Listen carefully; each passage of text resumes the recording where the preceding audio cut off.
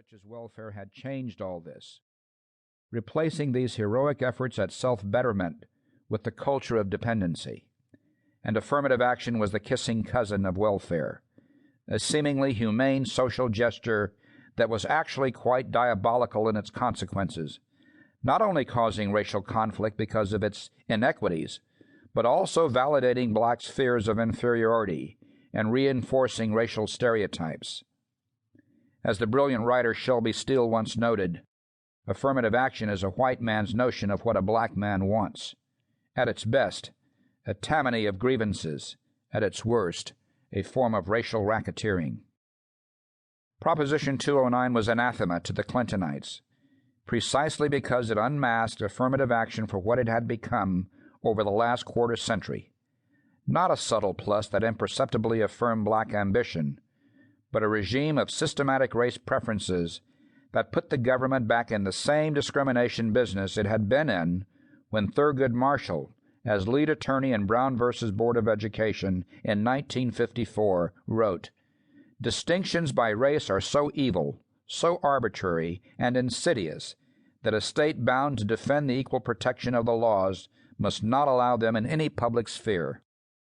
By winning in California, we had shown that the people of this country now accepted these once controversial sentiments as simple common sense, that they were right to say they smell the rat of sophistry in formulations such as "we must take race into account to get beyond race," and that they were ready once and for all to get beyond the numbers game and the obsession with group identity and make the vision once articulated by Martin Luther King and Thurgood Marshall and others a reality.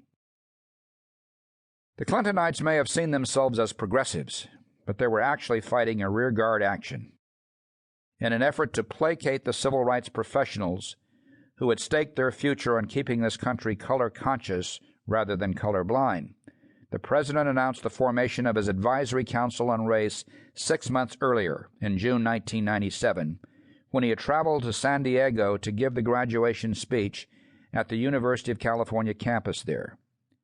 The victory of Proposition 209 was still resonating in state and national politics at this time, and shortly before his trip was announced, I was informed that presidential aide Ann Lewis called the University of California to ask if I would be attending the ceremony in my capacity as a regent, and if so, where I would be sitting on the stage.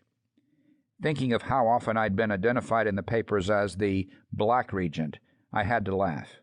Believe me, wherever it is, you won't have any trouble locating me. In fact, the President gave me a nod upon arriving at the ceremony, and just before he announced his new initiative, a national dialogue on race, he gave me a look that was either triumphant or conciliatory. I wasn't sure which. But the so-called race panel that the President named to coordinate this dialogue represented only one view, that America was racially more divided than it had ever been. American heroes like Michael Jordan, Colin Powell, and Oprah Winfrey might have almost iconic stature in our nation, and blacks might feel, as Newsweek recently pointed out after a massive sampling of black opinion, more confident and better positioned to succeed in America than ever before. But the President's men and women on the panel wouldn't take yes for an answer. They were still looking for, perhaps at some unconscious level hoping for, the fire next time. Leaks that surfaced from the race panel's closed-door meetings in 1997 suggested that its deliberations had sometimes broken down into the bickering that might be expected from people who believe that group identification is everything.